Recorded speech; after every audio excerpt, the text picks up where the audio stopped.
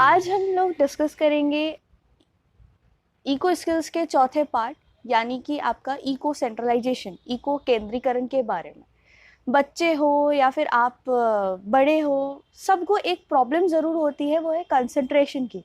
आप किसी भी पर्टिकुलर काम के पे अपना ध्यान केंद्रित नहीं कर पाते। तो ये एक बहुत ही नॉर्मल सा प्रॉब्लम है जो कि लोग चाहते उससे उभरना, पर कुछ जीवन में इतनी सारी परेशानियां होती है जिसकी वजह से वो शायद अपनी ध्यान, जितना अपना कंसंट्रेशन लगाना होता है वो उतना ध्यान नहीं लगा पाते। तो आज हम जिस डोमेन की बात कर रहे हैं, जिस पे आपका इको स्किल्स फोकस करता है, वो है आपका कंसंट्रेशन पे।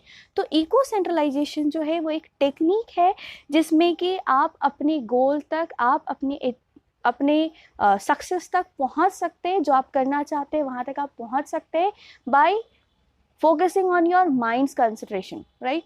तो ये जो कंसंट्रेशन का प्रोसेस है, ये हमारे कुछ स्टेप्स में है, जो कि कैसे हम लोग उस स्टेप्स को फॉलो करते हैं। वो सबसे पहला स्टेप जो है वो है क्रिटिकल ऑब्जर्वेशन। हम आपको माइन्यूटली ऑब्जर्व करने को बताते हैं कि आप किस तरह से किसी भी डेटा को माइन्यूटली ऑब्जर्व करें। सेकेंड चीज़ है आपके डीप डिज़ायर्स। जो भी आप करना चाहते हैं उसके लिए आपकी इच्छा शक्ति, तो वो डीप डिज़ायर होना आप में बहुत ज़रूरी है। तो हम वहाँ पे आपकी फोकस करते हैं। तीसरा है आपका ग्रेटर डेडिकेशन। डेडिकेशन बहुत ज़रूरी है। आप अपने काम से जितना कमिटमेंट करते हैं, जितना डेडिकेटेड रहते हैं, आपका सक्सेस उतना श्योर रहता है। तो इको स्किल्स के थ्रू हम इस डोमेन में आपको एक तरह से स्टैब्लिशमेंट दिखाते हैं आपके गोल के साथ, आपको डेडिकेशन बताते हैं कि आप कैसे डेडिकेटेड रह सकते हैं। चौथा जो इसी में आता है वो है आपका स्ट्रॉन्ग फोकस, कि आप कैसे स्ट्रॉन्ग फोकस रखेंगे अपने जो भी आपके सामने आपका गोल है उसके प्रति। तो यहाँ पे जो स्टेप्स हम बता रहे हैं, चाहे वो क्रिटिकल ऑब्जर्वेशन है या आपका डीप डिज़ायर है या फिर डेडिकेशन है या स्ट्रॉन्ग फोकस है, इन सबको करने के बाद आप एक लेवल पे पहुंचते हैं जो आपका होता है माइंड्स कंसंट्रेशन। एक्सट्रीम कंसंट्रेशन पे आप वहां तक आप पहुंचते हैं। तो ये आपका प्रोसेस है या फिर कह सकते हैं स्टेप्स है कि कैसे आप कंसंट्रेशन तक पहुंच सकते हैं। इसके लिए बहुत सारे इकोलॉजिकल प्रैक्टिसेस हम करवाते हैं, जिसमें से जो कॉमनली और प्रूव्ड है वो है आपका सबसे पहला होल बॉडी स्कैनिंग टेक्निक, और दूसरा है आपका ecological journey of destination.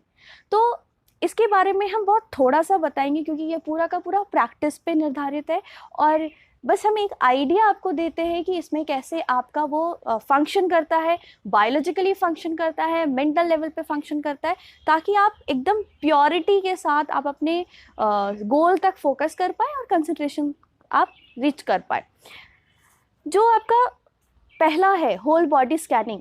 Whole body scanning में हम लोग आपको पहले तो पूरा रिलैक्सेशन स्टेट में पहुंचाते हैं, चाहे होल बॉडी स्कैनिंग हो या इकोलॉजिकल जर्नी ऑफ डेस्टिनेशन हो, दोनों में हम पहले आपको पूरे रिलैक्स पोज में लेटा देते हैं, और उसके बाद हमारा कमांड होता है जो हम आपको कमांड करते हैं अबाउट। पहले होल बॉडी स्कैनिंग में हमारा होता है कि आप अपने बॉडी के ईच एंड एवरी पार्ट्स को कैसे फील करें।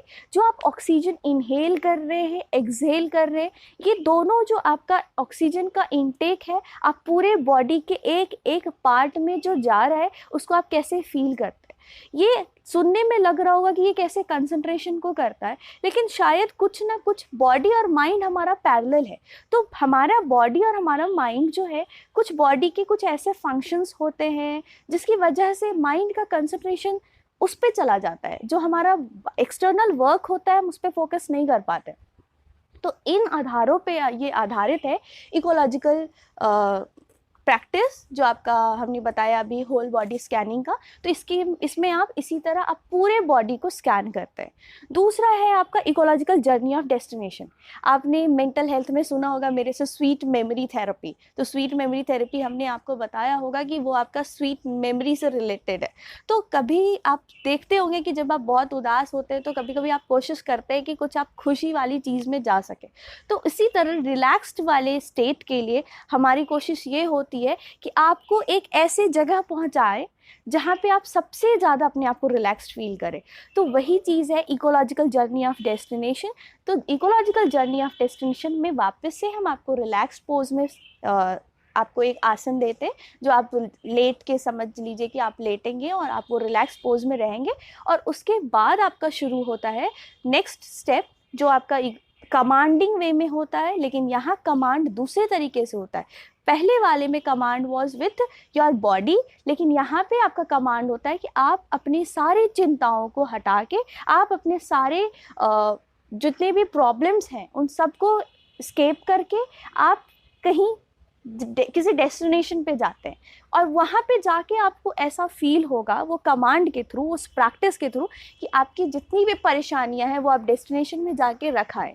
तो ये उसके बाद जब आप अपने गोल पे आते हैं तो वहाँ पे आपका क्रिटिकली आप ऑब्जर्व कर पाते हैं, क्योंकि आपका माइंड उस वक्त एम्प्टी होता है दूसरे चीज़ों से। आपके दिमाग में स्ट्रॉन्ग फोकस होता है कि आपको अपने गोल पे फोकस करना है। आप क्रिटिकली ऑब्जर्व कर पाते हो सारे के सारे information with respect to your goal, और उसके बाद आपके अंदर वो डीप डिज़ायर आती है and you are dedicated to that work, और उसके बाद आपकी एक्सट्रीम कंसंट्रेशन आ जाती है। तो ये इकोलॉजिकल प्रैक्टिसेस है जो हम इको स्किल्स में ट्रेनिंग देते हैं, और उम्मीद करते हैं कि ये आपको आगे काम दे।